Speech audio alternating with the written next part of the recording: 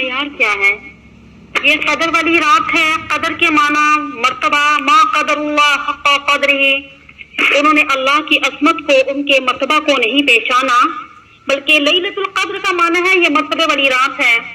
اس وجہ سے دو وجہ ہیں. ایک تو یہ اس وجہ سے کہ اللہ تعالیٰ نے قرآن مجید کو نازل فرمایا، ایک اس وجہ سے کہ اس رات میں اللہ نے اپنی رحمتوں اور برکتوں کو نازل فرمایا.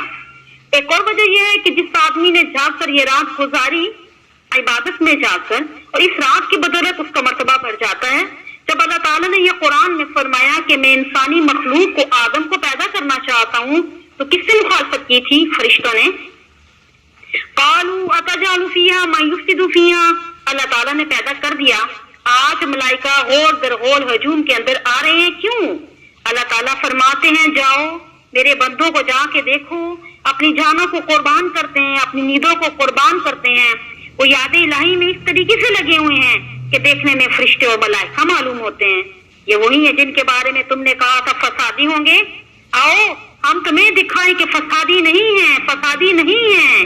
ان سے زیادہ کوئی مقدس، ان سے زیادہ نیک کوئی مخلوق نہیں ہے. ملائکہ دیکھ کر حیران ہوتے ہیں، کہتے ہیں واقعی مخلوق تو یہ فسادی تھی، لیکن اللہ کی اطاعت ان کو ملائکہ اور فرشتہ بنا دیا. اس قدر فرشتے اترتے ہیں کہ ان کے نزول سے جگہ تنگ ہونے لگتی ہے. تو بہرحال یہ قدر کی رات بھی ہے، تنگی کی رات بھی ہے، مرتبے کی رات بھی ہے. اس کو لیلۃ القدر کہتے ہیں. اس میں ایک کام کرنے کا ہے، وہ کام یہ ہے جب دربار میں ملاقات ہوتی ہے تو ہر آدمی سوچتا ہے میں اپنے دل کی تمنا کہہ دوں.